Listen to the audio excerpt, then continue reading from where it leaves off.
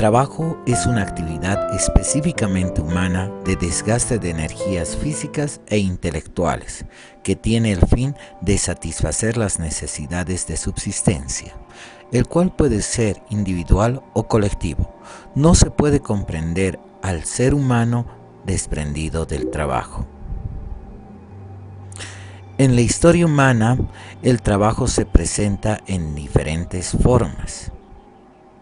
El ser humano era nómada, recolector y carroñero en una primera fase, donde casi no existían herramientas. Posteriormente utilizaron madera y piedra como herramientas, dedicándose a la caza, pesca y recolección de frutos y raíces, que se fue perfeccionando con el tiempo hasta la utilización del fuego, mejorando su calidad de vida. Sus herramientas se perfeccionaron, descubrieron la cerámica, a su vez domesticaron animales hasta darse la primera revolución en la historia humana, la revolución agraria, y con ello la sedentarización. El trabajo era comunitario y solidario. No existía división de clases sociales. Posteriormente a esa etapa se da la relación del trabajo, el cual es forzoso, de subordinación del esclavo hacia el amo. Solo existía una división natural del más fuerte ante el débil.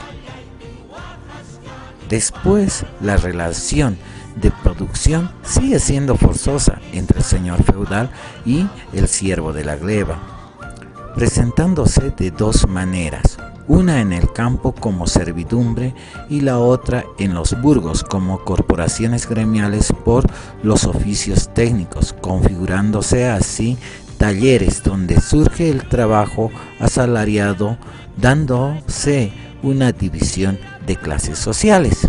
Por otro lado, también en dichos talleres se va a dar una característica muy importante, es la configuración del maestro y del aprendiz.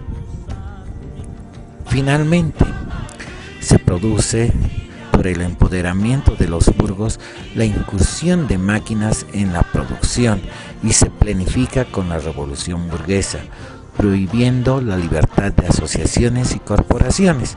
Por otro lado, se da la revolución industrial, que era el advenimiento de las máquinas de vapor y el surgimiento de fábricas, y con ello profundizándose más la división de las clases sociales.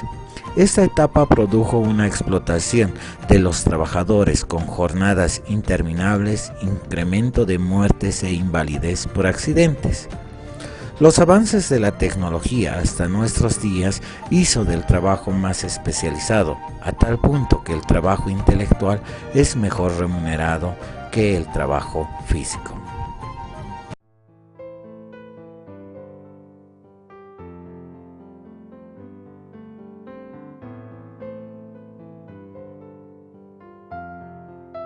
Desde el empoderamiento de la clase burguesa en el siglo XVIII, donde se prohíbe las asociaciones y corporaciones de trabajadores, fue necesario la intervención del Estado.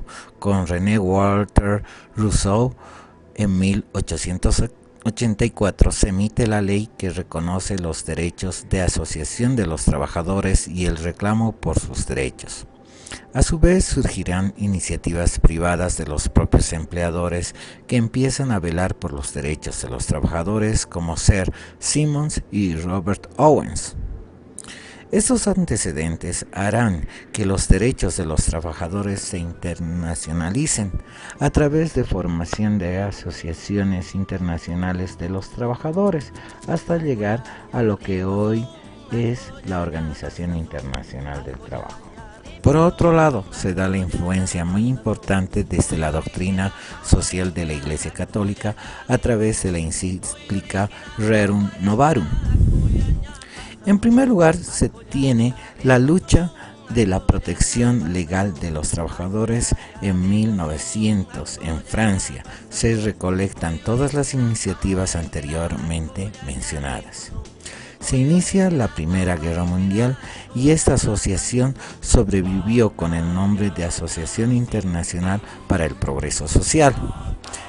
Concluida la guerra en 1918, se realiza una nueva movilización para establecer una organización dirigida a mejorar las condiciones laborales, formando conferencias internacionales para proteger al trabajador. Es de suma importancia para el desarrollo del derecho del trabajo el Tratado de Versalles de 28 de junio de 1919, el cual predica la paz social y da origen a la autonomía del derecho del trabajo. Es decir, es el hito inicial de esta rama del derecho.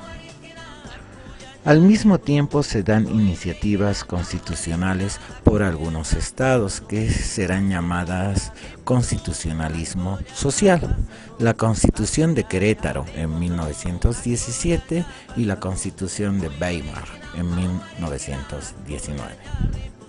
Finalmente surgirá la Organización Internacional del Trabajo, OIT, del cual nuestro Estado es miembro. Está estructurado por la Conferencia Internacional del Trabajo, el Consejo de la Administración y la Oficina Internacional. De esta organización emanan los convenios, que son de carácter vinculante para los Estados miembros y definen de gran manera las normas internas en el régimen laboral. Los principales convenios son 1930, Convenio sobre el Trabajo Forzoso. 1947, Convenio sobre la Inspección del Trabajo. 1948, Convenio sobre la Libertad Sindical y la Protección del Derecho de la Sindicación. 1949, Convenio sobre el Derecho de Sindicación y de Negociación Colectiva. 1951, Convenio sobre Igualdad de Remuneración.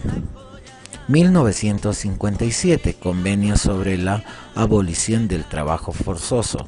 1958, Convenio sobre la Discriminación, Empleo y Ocupación.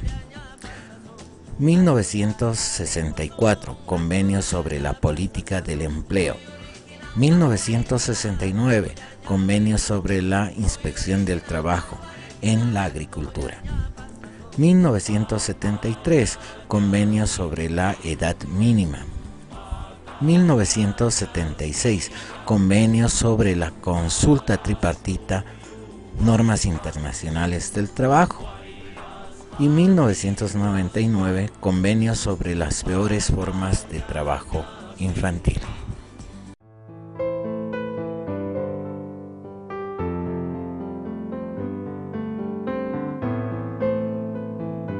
La historia boliviana presenta tres épocas históricas: precolombina, colonial y republicana. Al igual que en otros lados, la historia del ser humano boliviano pasó por los mismos procesos de evolución, es decir, de nómadas a sedentarios, configurando culturas en el territorio boliviano.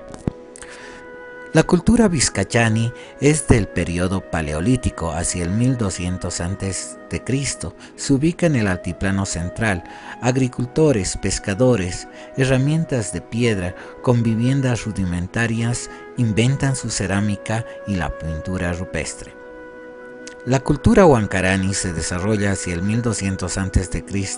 en los actuales departamentos de La Paz y Oruro, al norte y noreste del lago Popó.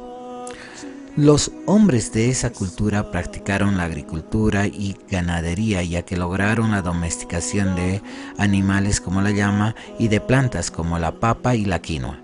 Por lo tanto, las aldeas tuvieron una economía autosuficiente, pero aún no especializada. Conocieron la manufactura de la cerámica de tipo utilitario, carente de pintura, la fundición del cobre y el trabajo de escultórico en piedra. La cultura chiripa es una de las más antiguas de la región andina, cuyos restos aparecen desde la península de Taraco por el sur hasta Santiago de Huata por el norte, incluso en la península de Copacabana, en las riberas del lago Titicaca. Trabajan en la producción ganadera y agrícola, fabrican sus propios hornos que funcionan con sopletes, utilizan la cerámica como utensilios, labran la piedra. La cultura tiahuanacota es una de las más longevas de América del Sur, con 25 siglos de duración, desde el año 1500 a.C. al 1000 después de Cristo.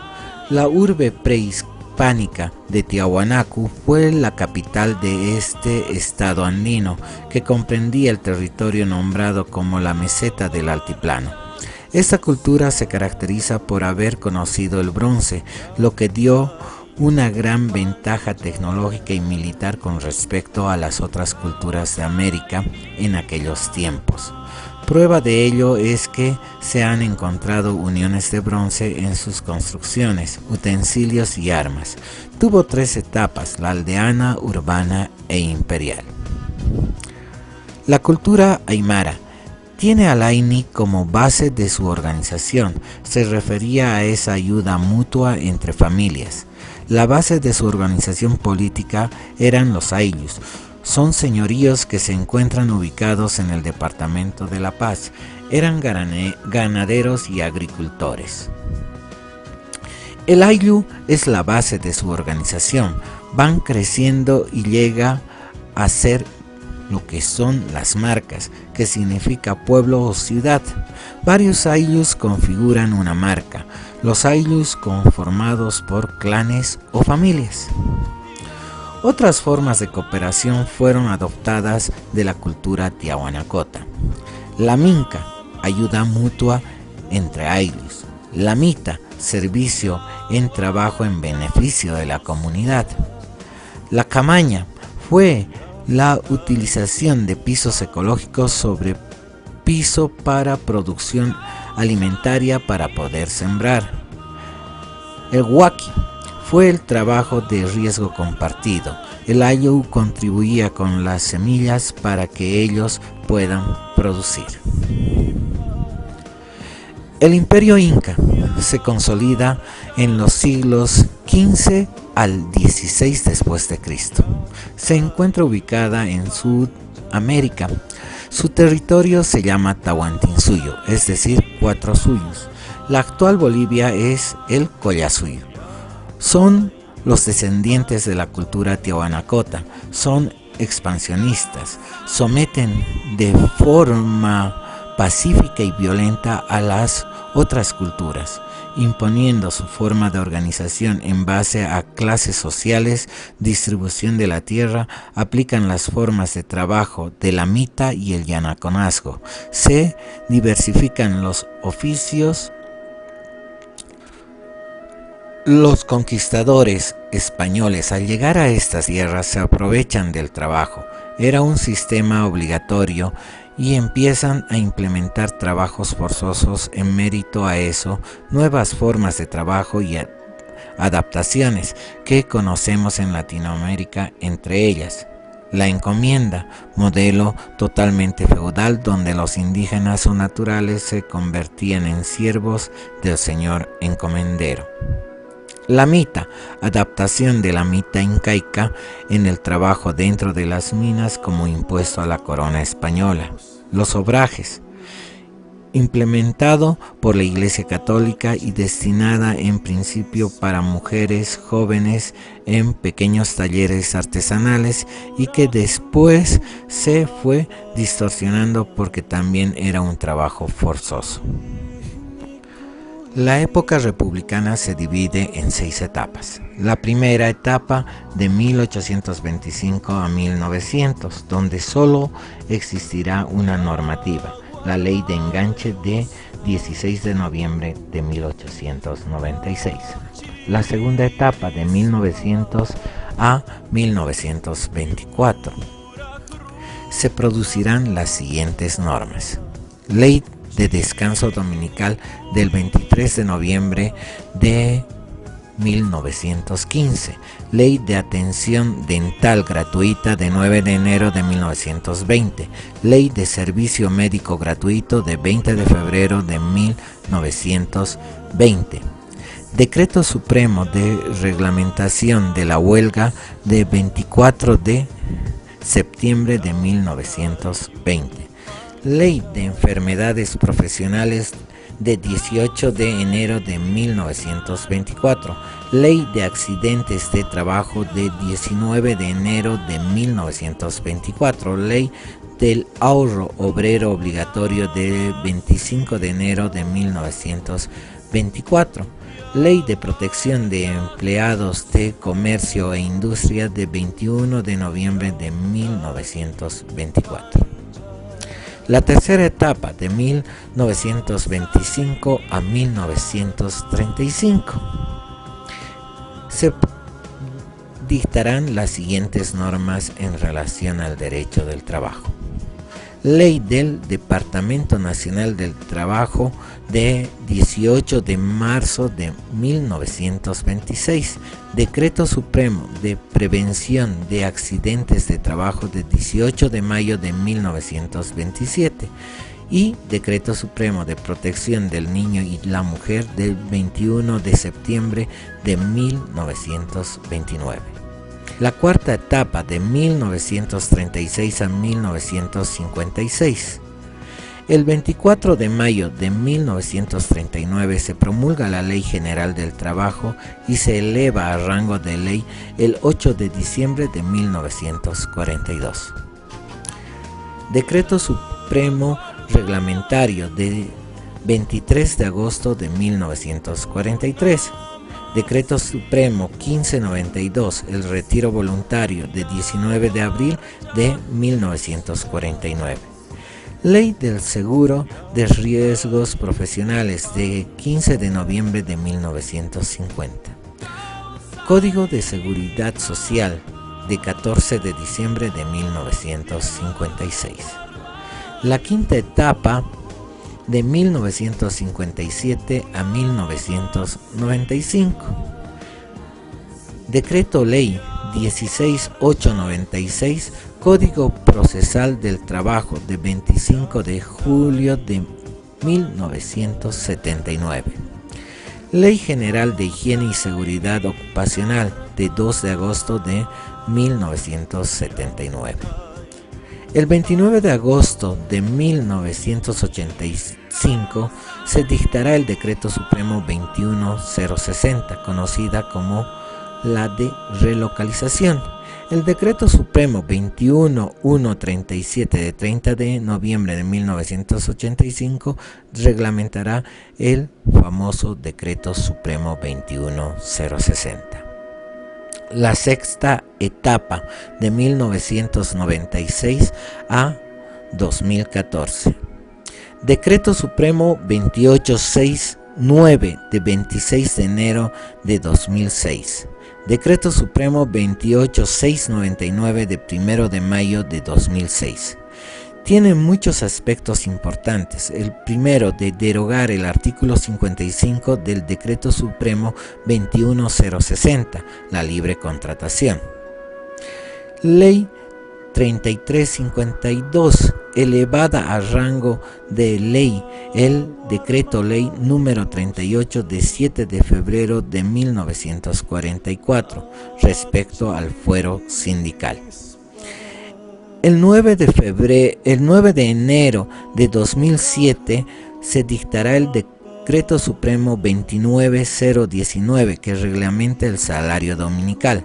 El 1 de mayo de 2008 se establecerá el Decreto Supremo 29539, que determina desde qué montos rige desde qué momentos. Volver a repetir etapa número 6. La sexta etapa, de 1996 a 2014. Decreto Supremo 28609 de 26 de enero de 2006. Decreto Supremo 28699 de 1 de mayo de 2006. Tiene muchos aspectos importantes. El primero, derogar el artículo 55 del Decreto Supremo 21060, la libre contratación. La Ley 3352, elevada a rango de ley, el decreto ley número 38 de 7 de febrero de 1944 respecto al fuero sindical. Decreto Supremo 29019 reglamenta el salario dominical de 9 de enero de 2007. Decreto Supremo 29539 determina desde qué momento rige el fuero sindical a favor de los dirigentes sindicales y su obligación de rendir cuentas de su gestión, de 1 de mayo de 2008.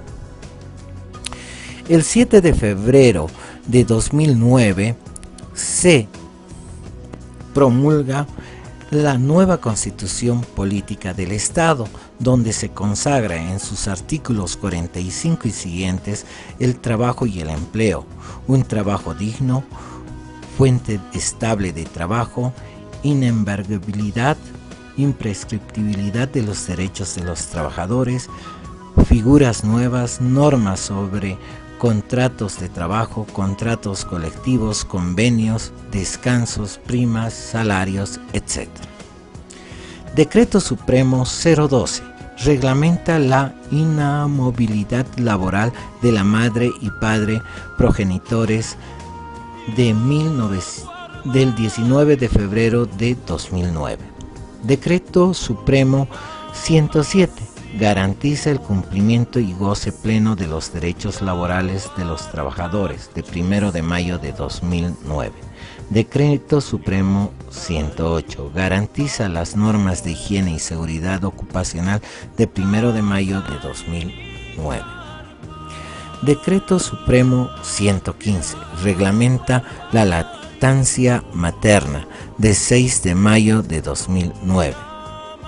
El 1 de mayo de 2010, a través del Decreto Supremo 495, se modifica el artículo 10 del Decreto Supremo 28699, donde un trabajador puede interponer una acción de amparo constitucional sin que pueda acabar un trámite. Decreto Supremo 521 establece la prohibición de todo fraude o simulación en los contratos de trabajo, de 26 de mayo de 2010. Decreto Supremo 522, pago obligatorio del quinquenio en el sector privado, de 26 de mayo de 2010. En 2012, a través del Decreto Supremo 1212, la licencia por paternidad para los padres por 3 días. Ley 316. Despenalización del derecho a la huelga y la protección del fuero sindical en materia penal, de 11 de diciembre de 2012. Ley 321 se incorpora en el ámbito de la Ley General del Trabajo a los trabajadores de menor rango del gobierno municipal, de 18 de diciembre de 2012. Decreto Supremo 1455 establece que cuando los hijos menores de 12 años que tengan un accidente o una enfermedad se les dé permiso a los padres, de 9 de enero de 2013. Decreto Supremo 1549 establece el incremento salarial del 8% del 9 de mayo de 2013. Decreto Supremo 1573 se establece la escala salarial referente a las máximas autoridades del órgano ejecutivo, de 1 de mayo de 2013.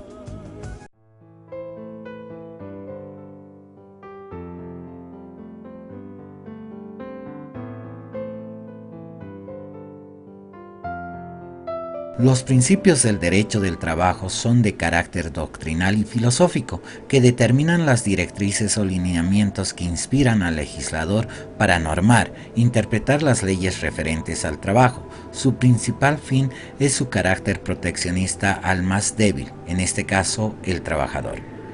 Dichos principios son: principio protector.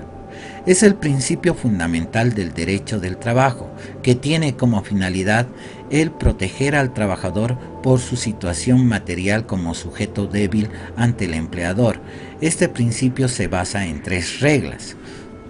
Norma más favorable. No importa la jerarquía de la norma, es la que más favorece al trabajador. Condición más beneficiosa. Señala que una nueva norma no puede desmejorar la condición del trabajador. Lo que interesa son las condiciones en las que se encuentra el trabajador. Indubio pro operario. Se aplica para la interpretación de la normativa que rige una relación laboral concreta, es decir, una vez que se haya determinado qué norma se aplica a un contrato de trabajo. Si de esa aplicación derivan dudas o controversias de interpretación, la norma se aplicará según aquella interpretación que sea más favorable para el trabajador. Principio de irrenunciabilidad de derechos. Bajo este principio, el trabajador está imposibilitado de privarse, aunque sea voluntariamente, de sus derechos laborales que le otorga la legislación laboral, aunque sea por beneficio propio. Lo que se ha renunciado está viciado de nulidad absoluta. Principio de la continuidad laboral. La naturaleza jurídica del principio se basa en que normalmente el trabajo es la principal fuente de ingreso económico del trabajador, por lo que el contrato debe considerarse lo más extenso posible, para así beneficiar al trabajador en la consolidación de su situación jurídica relacionadas con el trabajo. Principio de la primacía de la realidad. Principio que dicta que para la interpretación de las relaciones entre empleadores y trabajadores se debe tomar en cuenta lo que verdaderamente sucede en la realidad y no solamente lo que las partes han contratado formalmente. Bajo este principio, no importa la autonomía de la voluntad, sino la demostración de la realidad que reina sobre la relación entre trabajador y empleador. Así ambos pueden expresar sus voluntades en un contrato, pero si la realidad es otra, es esta última la que tiene efectos jurídicos. Principio de la retroactividad. Es el principio que tiene como fin favorecer al trabajador a través de las normas. Esto se lo ve claramente en el artículo 123 de la Constitución Política del Estado, que establece: la ley solo dispone para lo venidero y no tendrá efecto retroactivo, excepto en materia laboral, cuando lo determine expresamente a favor de las trabajadoras y de los trabajadores. Principio de la razonabilidad. Es aquel que rige la potestad de ejercicio de derechos entre el trabajador y su empleador. Tanto el trabajador como el empleador deben ejercer sus derechos y obligaciones de acuerdo a razonamientos lógicos de sentido común, sin incurrir en conductas abusivas del derecho de cada uno. Principio de buena fe. Consiste en el estado mental de honradez, de convicción en cuanto a la verdad o exactitud en la relación laboral, es decir, es una presunción de la conducta del trabajador y el empleador. Principio de no discriminación. Es este principio que tiene por objeto garantizar la igualdad de trato entre los individuos, cualquiera sea su nacionalidad, sexo, raza, origen étnico, su religión, tendencia política, antecedentes penales, discapacidad, edad u orientación sexual en la relación laboral. Principio de la inversión de la prueba. Este principio indica en materia laboral que la carga de la prueba corresponde al empleador. Esto no quiere decir que el trabajador no pueda presentar pruebas.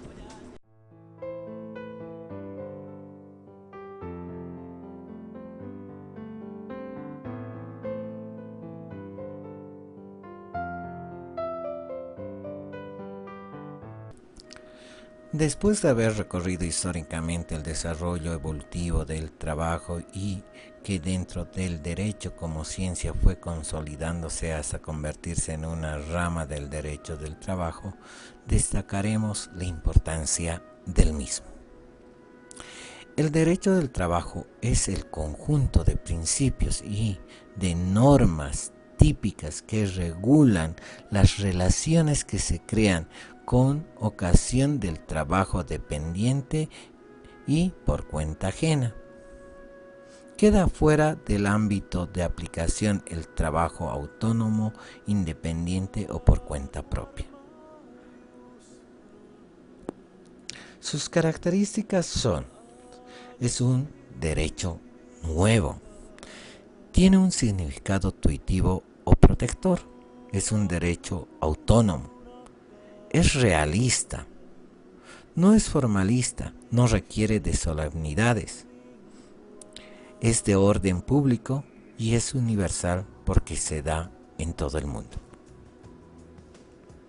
Siendo el trabajo la actividad lícita creadora del hombre para satisfacer necesidades materiales y espirituales, el objeto del derecho del trabajo es la actividad subordinada y dependiente, continua, remunerada y cuyo resultado radica en el patrimonio de quien se la encomienda. Las características que determinan el objeto del derecho son: la actividad humana, material o intelectual, exteriorizada, personal, libre, voluntaria, subordinada y dependiente, productiva, por cuenta ajena, y se manifiesta la continuidad. Las fuentes del derecho del trabajo son, al igual que en las otras ramas del derecho, materiales o reales, o sea, conjuntos de hechos que dan origen a la creación y entrada en vigencia de normas jurídicas. Y formales son las formas como se expresan las normas jurídicas.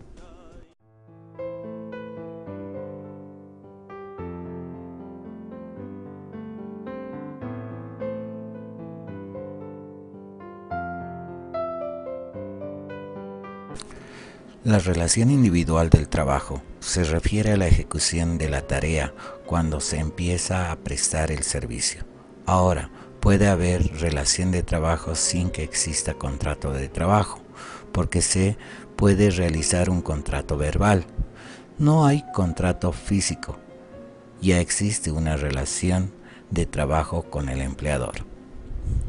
Las obligaciones del trabajo es la de cumplir con todos los derechos del trabajador, como ser salarios, descansos, beneficios sociales, colaterales, estabilidad laboral, higiene, seguridad industrial, no discriminación, derecho a la asociación, a la sindicalización, premiar y reconocer a los trabajadores. Hay un sinnúmero de obligaciones, las cuales tienen que estar presentes en una norma interna del trabajador, conocida como Reglamento Interno de Trabajo. Entonces, el contrato que se suscribirá tiene que basarse en ese reglamento interno. Los derechos del empleador son la dirección de dirigir el proceso de producción, el control, porque es quien dirige, quien administra la empresa o la institución, toma decisiones, puede instruir cambios, modificar, etc. Fiscaliza el trabajo de sus dependientes y el disciplinario se refiere a la ejecución de sanciones desde la más leve hasta la más grave, y existe una disgregación de este aspecto porque el empleador tiene también el derecho de disciplinar a través de sanciones a sus trabajadores, las cuales pueden ser una amonestación, una multa, una suspensión y hasta el despido. Todos estos derechos y obligaciones deben estar en el reglamento interno del trabajo y deben observarse en el contrato del trabajo. El trabajador es también un sujeto del derecho de trabajo.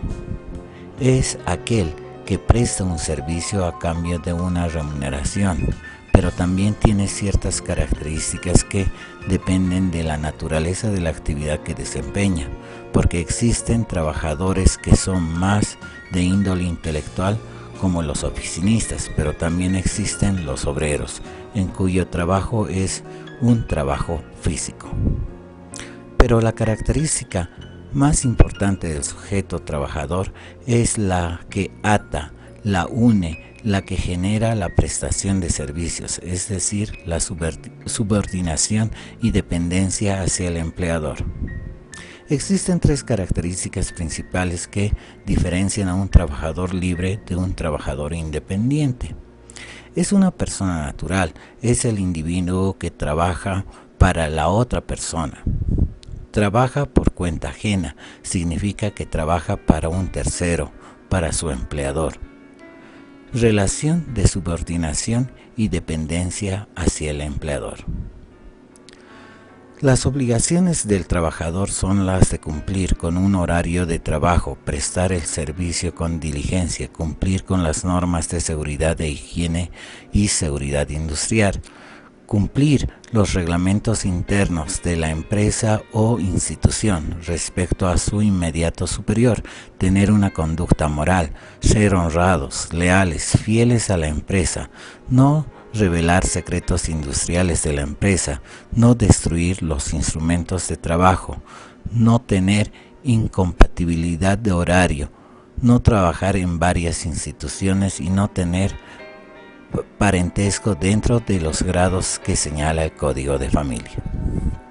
Los derechos laborales son el seguro social, exigir un pago puntual, a asociarse libremente, a entrar en huelga, derecho a la no discriminación. Existen clases de trabajadores.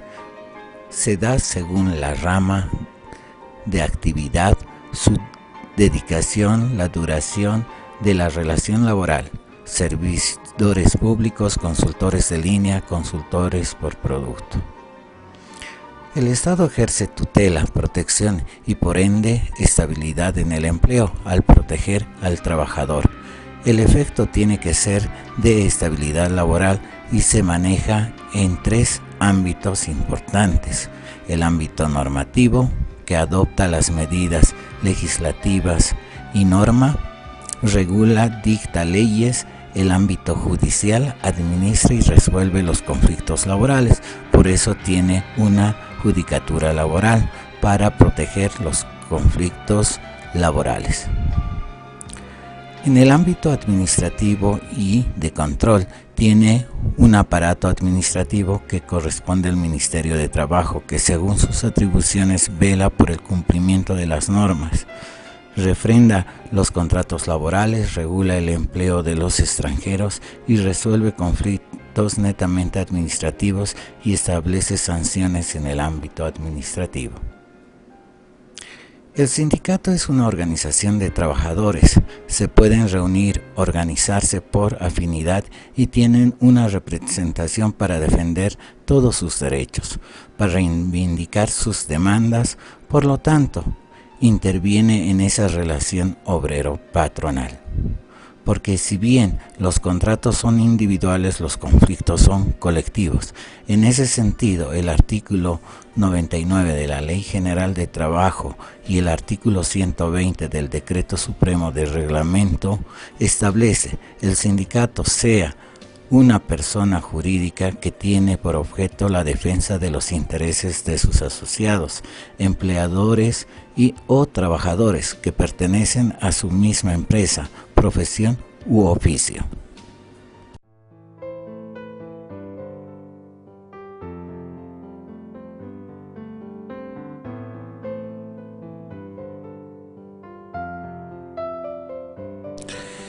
El contrato individual del trabajo es aquel en virtud del cual una persona física denominada trabajador se obliga a prestar servicios a otra persona física o jurídica denominada empleador, bajo la dependencia y subordinación de ese, quien a la vez se obliga a pagar una remuneración determinada. Los requisitos para la celebración del contrato de trabajo son el consentimiento de las partes, la capacidad, que es la aptitud legal de adquirir derechos y obligaciones, el objeto cierto, que viene a ser la prestación de trabajo, las causas lícitas, es sujetarse a las buenas costumbres, moral, normas vigentes, el motivo que induce a contratar. La forma son las condiciones, los términos, las expresiones que la ley establece que deben observarse en materia laboral. La forma no es importante porque las características de un trabajador a otro difieren y porque se admiten contratos verbales. El contrato se lo puede escribir en cualquier papel, con membrete, sin membrete. Es una flexibilidad única en materia laboral para realizar contratos. Precisamente por la forma no es requisito exigible como lo es en el derecho civil. Dentro del contrato también hay diferencias en lo que se refiere a los requisitos para la celebración del contrato del menor y de la mujer. Las modalidades que se dan según el tipo o clase de contrato que van a adoptar las partes, por la forma de celebración, por los sujetos que vinculan jurídicamente, por la duración del contrato, por la remuneración, por la prestación, por el horario, por la clase de actividad. Todas estas modalidades están reguladas por la Ley General del Trabajo y el Estatuto del Empleado Público, pero cada vez tienden a diversificarse. Se ven distintas clases de trabajo y surgen nuevas modalidades. Dentro de estas hay una que nos interesa, el contrato de trabajo respecto a la duración, que está presente en el artículo 12 de la Ley General del Trabajo, por tiempo indefinido y a plazo fijo. El contrato por tiempo indefinido no existe una conclusión, no sabemos cuándo va a terminar el contrato. La fecha del inicio del contrato es lo único en lo que se está de acuerdo, pero no tenemos la fecha de conclusión. Al ser indefinido, le da al trabajador una estabilidad laboral. En el contrato a plazo fijo, nos referimos a la fecha de inicio, pero que sin embargo tiene una fecha de conclusión de la prestación de servicios. Por eso se denomina contrato a plazo fijo. Las clases de contrato de trabajo son de aprendizaje, de enganche, por temporada, eventual, de trabajo en equipo, innominados o atípicos, a prueba. ¿Qué debe contener el contrato de trabajo? Ya sabemos que el contrato de trabajo, para su validez, tiene que contener el objeto, la causa, la capacidad, el consentimiento, pero también el contrato individual tiene que contener ciertos requisitos que están establecidos en el artículo 6 y 7 del decreto reglamentario. Estos determinan que el contrato laboral es una ley entre partes. Además, especifica el contenido del contrato, nombres o apellidos o razón social de los contratantes, edad, nacionalidad, estado civil y domicilio, naturaleza del servicio y lugar donde se presta el trabajo, determinación de la modalidad de trabajo, el monto, el tiempo, el plazo, la remuneración acordada y el lugar o fecha donde se está suscribiendo ese contrato individual. Ese es el contenido del contrato. Una cláusula de seguridad que pasa con el incumplimiento del contrato. Tienen que ir los derechos y obligaciones de ambas partes. Inclusive tienen que nombrar a sus herederos. ¿Qué pasa si el trabajador fallece? ¿Quién va a cobrar sus beneficios sociales? Ese es el sentido de los herederos. Además, para que cause efecto, para que tenga validez este contrato de trabajo, tiene que estar visado por el Ministerio de Trabajo para su eficacia. De lo contrario, no tiene efecto legal. Eso quita la eficacia. que está establecido en el artículo 22 de la Ley General del Trabajo y el artículo 14 del decreto reglamentario. Obvio, tiene que ser escrito. Ante esto, muchos empleadores se valen de la simulación del contrato de trabajo, el cual consiste en que el empleador hace firmar a los trabajadores contratos civiles por producto, por resultado, que puede realizarlo en su casa, todo para no pagar beneficios sociales y colaterales. A eso se le llama simulación, pero marca tarjeta, acata instrucciones, cumple las 8 horas de trabajo. Otra figura de la simulación de contrato es la tercerización del contrato. Es contratar a una empresa para que se haga cargo de la prestación de servicio, porque le sale como el 50% el contratar a otra empresa. Entonces, con la tercerización se ha visto una forma de simular los contratos, de no dar obligatoriedad cuando se trata de la naturaleza de trabajo. Pero ya a partir del Decreto Supremo 28699 de 1 de mayo de 2006, el que establece que no se debe enmascarar, disfrazar los contratos de trabajo para burlar los derechos de los trabajadores, es así que este decreto en su artículo 5 establece cualquier forma de contrato civil o comercial que tienda a encubrir la relación laboral no surtirá efectos de ninguna naturaleza, debiendo prevalecer el principio de realidad sobre la relación aparente.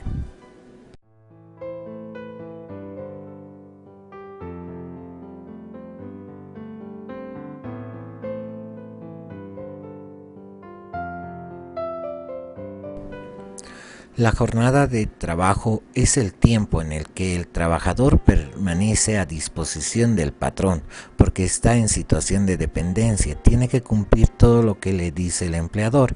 Es una de las instituciones más importantes ya que determina la fijación del salario. Y también se trata de ver ahí los derechos del trabajador, los descansos, entre otros. Sin la jornada de trabajo no habría derecho del trabajo, porque abre el camino para determinar esos derechos y obligaciones. ¿Qué determina la jornada de trabajo? El trabajador dentro de una jornada de trabajo provoca un desgaste, porque no solo determina el rendimiento, sino que también permite ver el desgaste del trabajador, esa descompensación fisiológica que se da en la persona.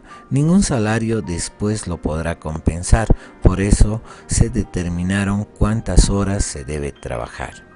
En la legislación boliviana se establece una jornada laboral para las mujeres de 40 horas y 48 horas por semana para los hombres, y ahí se impone el trabajo de 8 horas. Esto tiene un sentido de equilibrio, ya que son 8 horas para trabajar, 8 horas para descansar y 8 horas para dedicarlas a otras actividades. Hay diferentes jornadas de trabajo: diurno de 6 de la mañana a 20 horas, o sea, 8 horas. Nocturno de 20 horas a 6 de la mañana, o sea, 7 horas, las cuales no pueden exceder lo establecido. También hay la jornada mixta, donde el trabajador realiza una jornada diurna y una nocturna. Para las mujeres y menores se ha determinado la prohibición del trabajo nocturno por la Constitución de la mujer, ya que realiza un doble esfuerzo y los niños están en pleno desarrollo. Sin embargo, nuestra realidad nos muestra otra cosa. La jornada extraordinaria o de excepción, que solo pueden ser 2 horas, lo que daría un total de 10 horas, es algo temporal. Entonces nuestra legislación admite una jornada extraordinaria. Los descansos del trabajo son por causa del desgaste del trabajador en la jornada de trabajo.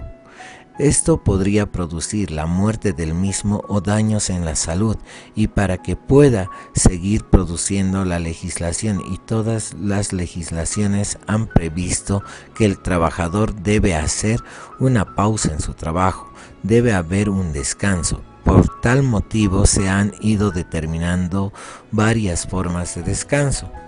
Descanso interlaboral, descanso dominical en sus modalidades de un día, día y medio y 2 días, y la vacación anual, el cual será manejado en una escala según la antigüedad del trabajador. De 1 a 5 años de antigüedad tiene 15 días hábiles de vacación. De 5 a 10 años de antigüedad tiene 20 días hábiles de vacación, y de más de 10 años de antigüedad tendrá 30 días hábiles de vacación. La vacación tiene un sentido social, por eso está prohibida la compensación en dinero, salvo terminación del contrato.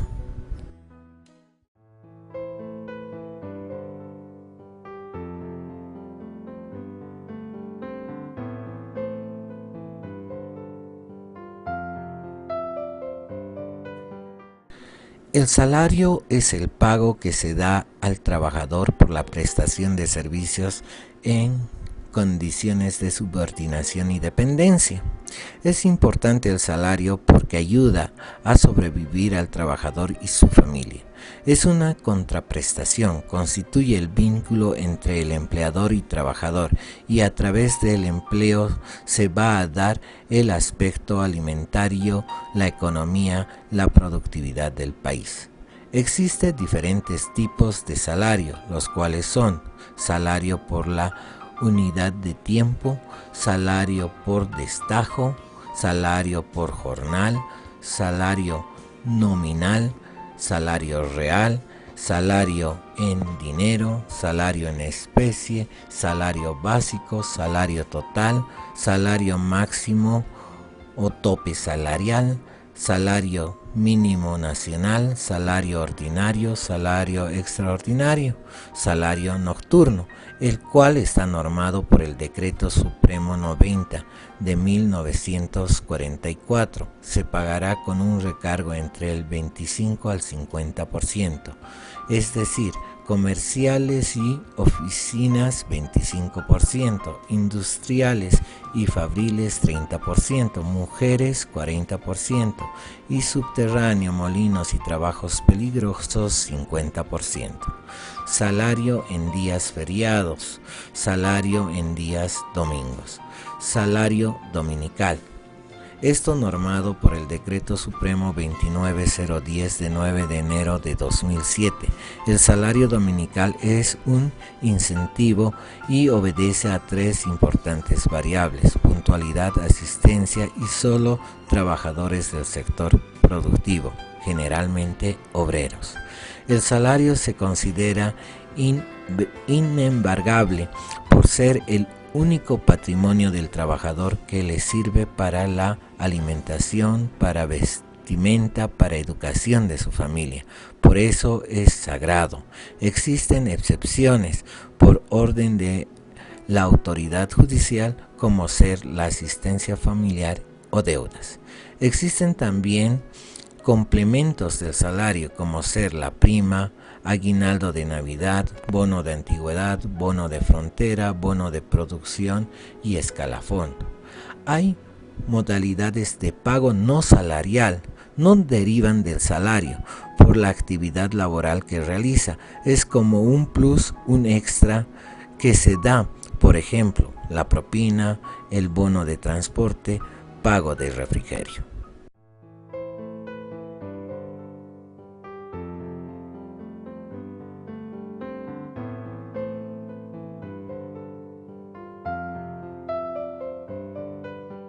La modificación del contrato individual de trabajo puede partir por decisión unilateral, pero siempre respetando los derechos adquiridos por el trabajador. La suspensión del contrato individual de trabajo es una paralización del contrato de trabajo, es decir, es el rompimiento de la relación laboral. Solo se suspende el contrato. Causas que originan esto es la voluntad, la culpabilidad del trabajador o un caso fortuito. La extinción del contrato individual de trabajo es poner fin al contrato y a la relación laboral. Las causas son la voluntad o hechos ajenos de una de las partes o ambas, o por causas propias de la empresa. Las formas de dar conclusión a los contratos de obra o servicio, plazo fijo y tiempo indefinido son: el preaviso. Es el aviso con anticipación que una de las partes da a la otra para terminar el contrato indefinido. Sus fundamentos son para que el trabajador pueda conseguir otro trabajo y para que el empleador pueda buscar un sustituto. Si no se cumple, se da el desahucio para el trabajador. El despido intempestivo es la ruptura laboral del contrato indefinido. Se da por una decisión unilateral del empleador, sin justa causa, establecido en el Decreto Supremo 28689 de 1 de mayo de 1986. El despido indirecto se da por la reducción del salario. Es una decisión unilateral del empleador. Esto está establecido en el Decreto Supremo de 9 de marzo de 1937. El retiro voluntario se da por decisión del trabajador. Equivale a una renuncia del cargo. A su vez puede ser indemnizable o no, depende del tiempo de antigüedad que tiene el trabajador. Despido justificado se da por decisión unilateral del empleador, pero por motivos legales o hecho imputable del trabajador. Si incurre a una falta, no es necesario el preaviso, no da lugar a un desahucio, ya que puede tener derecho a quinquenios consolidados. La quiebra, por la pérdida del más del 50% del capital total de la empresa. Hay una insolvencia que es declarada por fallo judicial, entonces se da un despido intempestivo. La liquidación se monetiza donde se da un despido forzoso. Si el trabajador fallece en plena faena, se le paga beneficios sociales y colaterales. El finiquito es el documento que establece la ruptura de la relación laboral de forma definitiva. Además, establece la liquidación de los derechos laborales que le corresponde al trabajador.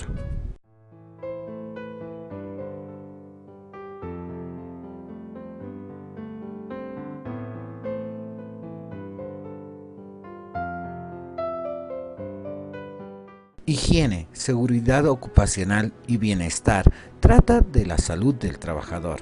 El riesgo es la contingencia que se ocasiona en el trabajador. En la revolución industrial se multiplican las necesidades de los trabajadores, donde cada uno vela por sí mismo. En respuesta a esa situación surge la teoría asistencial, la que se dio en la Edad Media, donde se negaba la responsabilidad patronal, ya que solo era un acto humanista. Después se dará la teoría de la culpa aquiliana o extracontractual. No había prevención para evitar las contingencias. Provocaba la muerte, incapacidad, invalidez y demás accidentes del trabajador. Se presumía que era culpa del trabajador y no del empleador, porque tenía poder económico. Luego surgirá la teoría del riesgo profesional, donde debe responsabilizarse al empleador por el solo hecho de existir el contrato laboral, ya que hay que indemnizarlo. El artículo 79 de la Ley General del Trabajo vigente es la que legisla esta situación.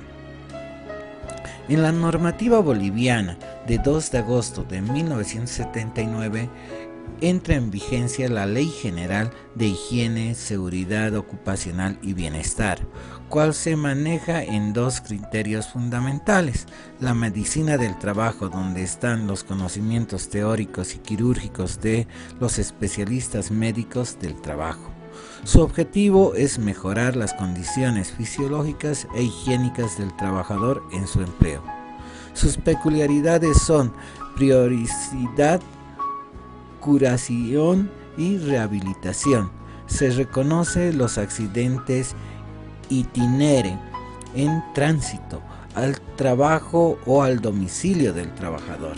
Y en sus disposiciones legales está que los trabajadores deberían tener la protección en el trabajo, debiendo realizarse un examen preocupacional al ingresar al trabajo y otro examen al salir del trabajo.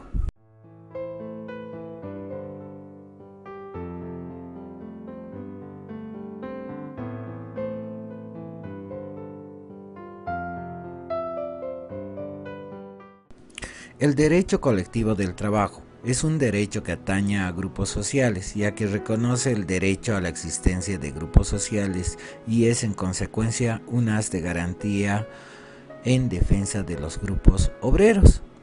Este derecho es una rama del laboral, entonces serán aplicables todos sus principios, especialmente el protector. El derecho de asociación profesional es una nueva rama del derecho del trabajo que contempla las relaciones colectivas, no tiene en cuenta directamente al trabajador individual, sino el interés colectivo, para satisfacer una necesidad común. En la Revolución Francesa se dieron las restricciones a los derechos laborales. La unión de trabajadores fue la respuesta natural a la injusticia y a la explotación realizada por los empresarios e incluso frente a la legislación existente.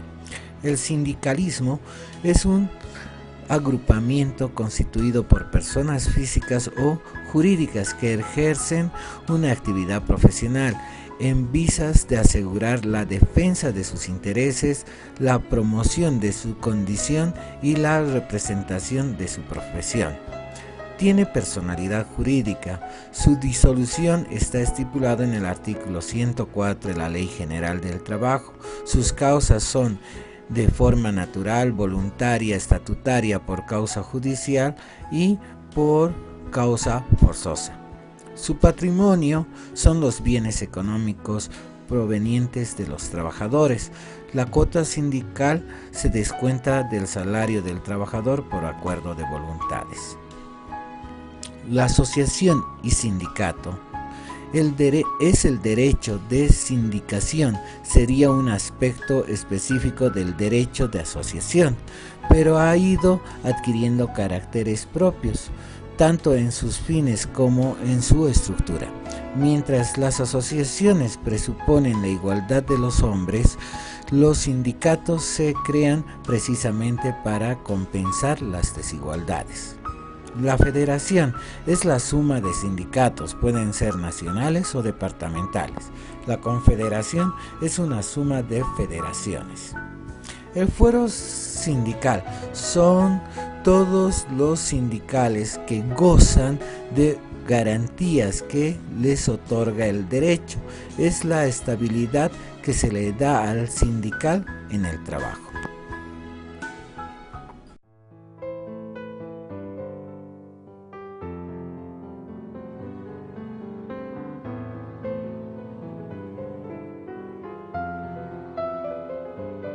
El conflicto colectivo de trabajo es aquel que se da entre empleadores y trabajadores, que afectan a la creación de las normas reguladas, ya que no puede ir en contra de la norma existente.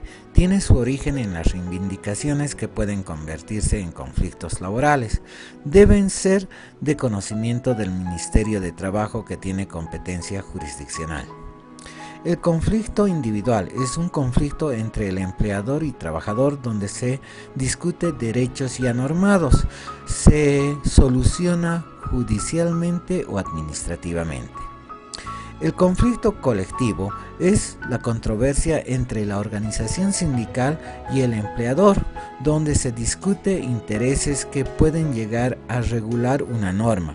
La solución se tramita solo por vía administrativa con la intervención de un tercero.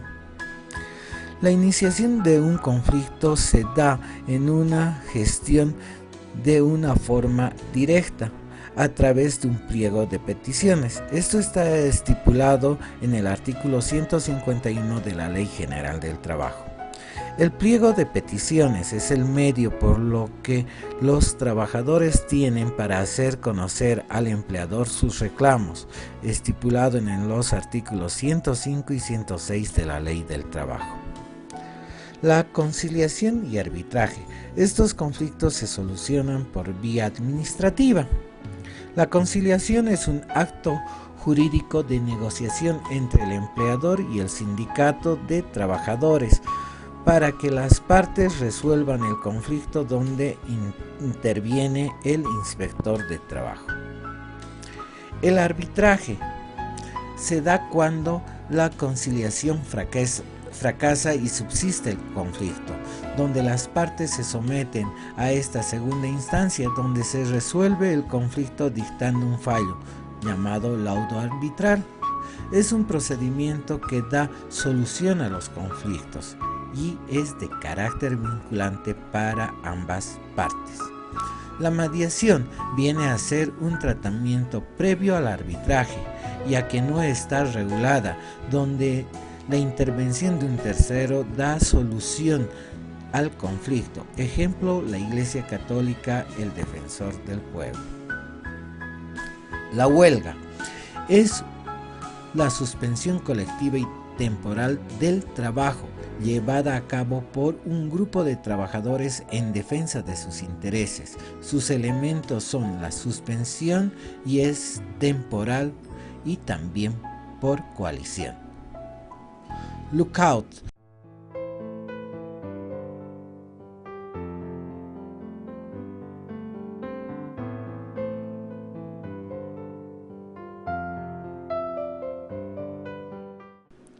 El contrato colectivo de trabajo deriva del contrato colectivo de convenio, derecho normativo de trabajo o contrato sindical.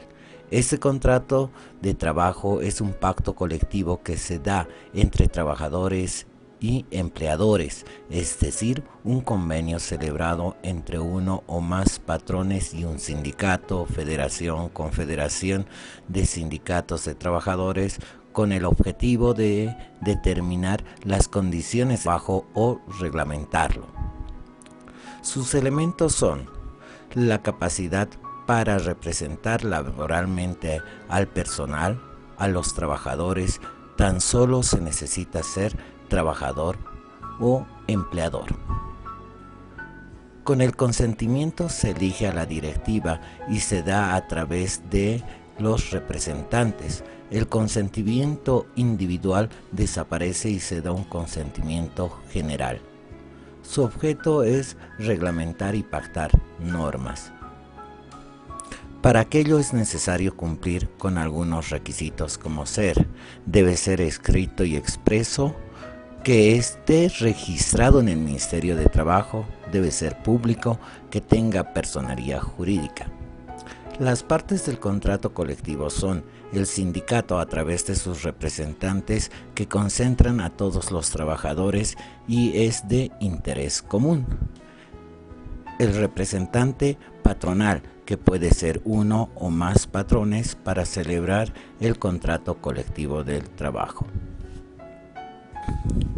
La extinción del contrato colectivo es por vencimiento de plazo, mutuo consentimiento de las partes, denuncia, quiebra o liquidación judicial, causas contempladas en el propio contrato colectivo de trabajo, incumplimiento de una de las partes o de ambas partes, cambio de condiciones económicas, muerte de uno de los sujetos colectivos, caso fortuito, fuerza mayor, lockout, es decir, de la empresa ponerle un candado, quiebra, cuando no funciona económicamente y quiebra financiera.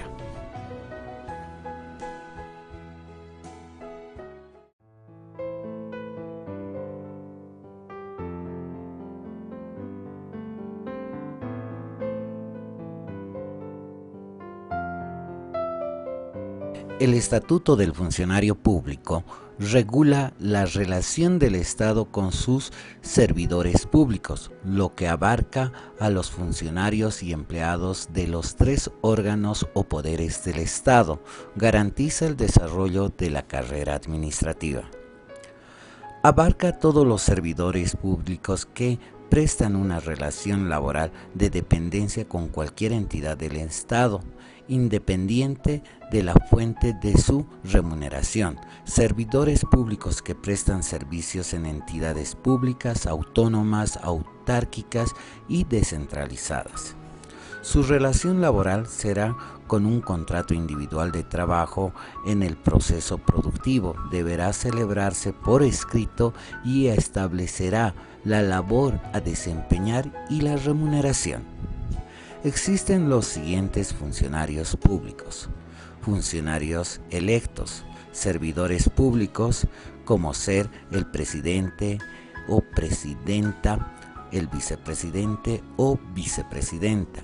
Asimismo, también senadores y diputados del Estado plurinacional, como los concejales de los gobiernos autónomos municipales y los consejeros departamentales. Funcionarios designados se refiere a todas las personas nombradas en la función pública. Funcionarios de libre nombramiento son aquellas personas designadas por la máxima autoridad ejecutiva de la entidad pública. Funcionarios interinos son personas contratadas de manera provisional por un plazo corto inferior a los 90 días. Funcionarios de carrera son parte competente de la administración pública y tanto su ingreso, permanencia, promoción y retiro se ajustan a las disposiciones de la carrera administrativa. Por dichas funciones, el servidor público percibe una remuneración o salario. No podrá convenirse salario inferior al mínimo, cuya fijación según los ramos del trabajo y las zonas del país. Su jornada laboral es considerada como la institución fundamental del derecho del trabajo.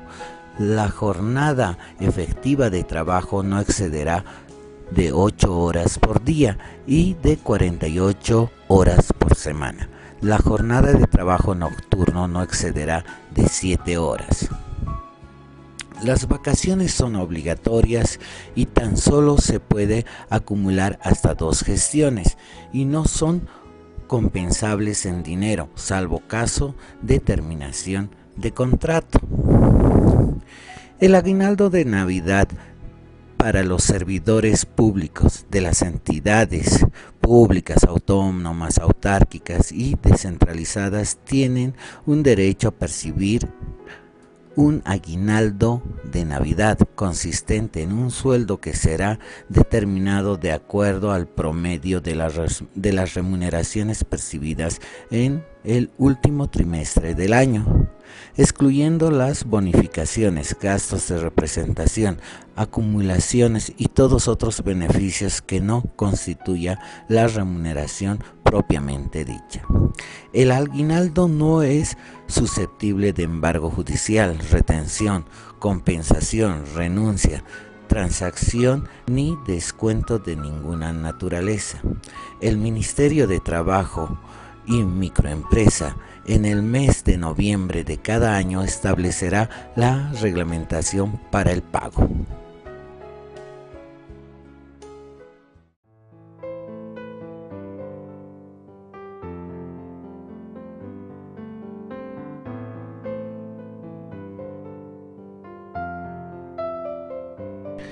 En la solución de conflictos laborales existen 2 vías, la judicial y la administrativa.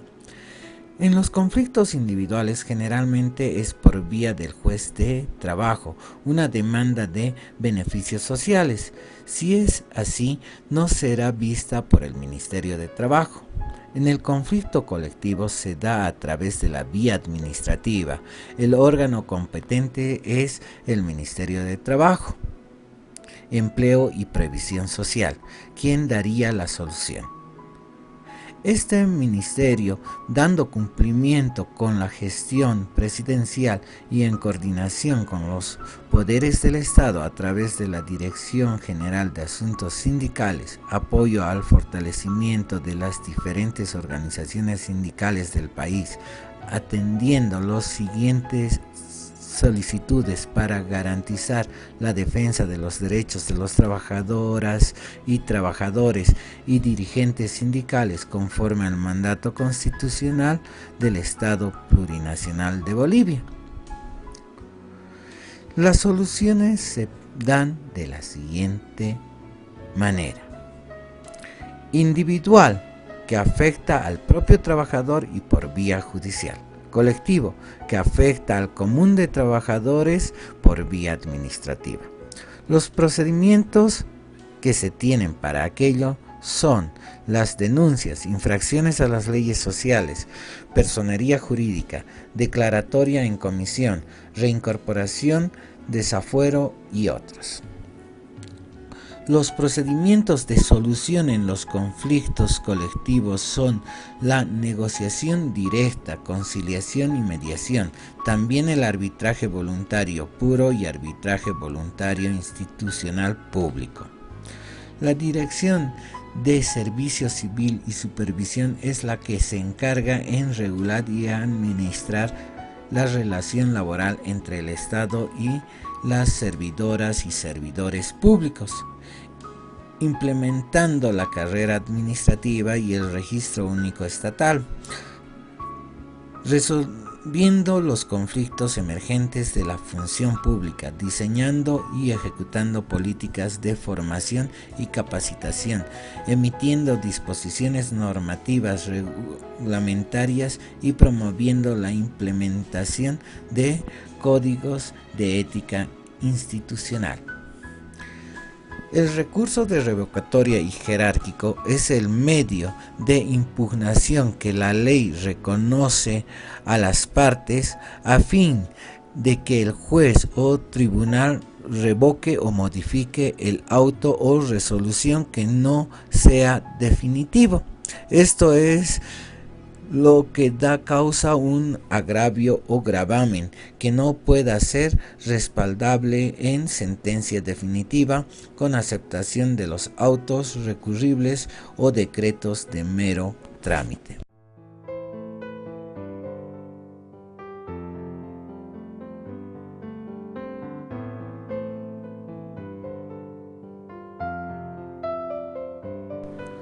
La Organización Judicial de Solución de Conflictos, Judicatura Laboral, tiene como objetivo la administración de justicia en materias del trabajo, seguridad social y vivienda de interés social. Se ejerce por la Corte Suprema de Justicia, por la Corte Nacional del Trabajo y Seguridad Social y los juzgados de materia, que forman parte del órgano judicial. Tiene competencia para decidir las controversias emergentes de los contratos individuales y colectivos de trabajo. De la aplicación de las leyes de seguridad social, vivienda, de interés social en los casos determinados por el Código de Seguridad Social. Sus procedimientos están establecidos en el Código Procesal del Trabajo, el cual da la dirección e impulso procesal que deben cumplir los jueces y la celeridad que debe existir en los trámites, ya que es obligación de los magistrados, jueces y fiscales dependientes para que exista una celeridad en los procesos. El procedimiento es el siguiente.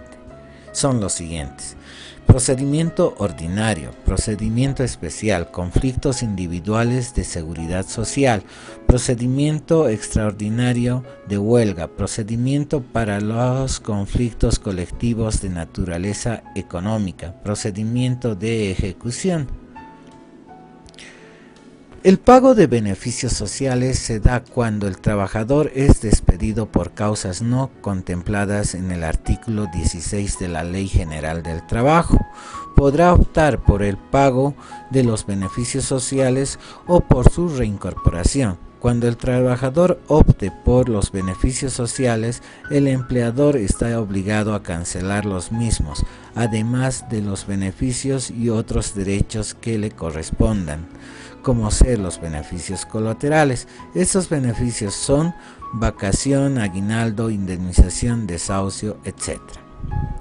En caso de la reincorporación, se va al inspector del trabajo, quien da un informe final donde se notifica al empleador para la reincorporación del trabajador. Declaración de Derechos, adoptada en 1998.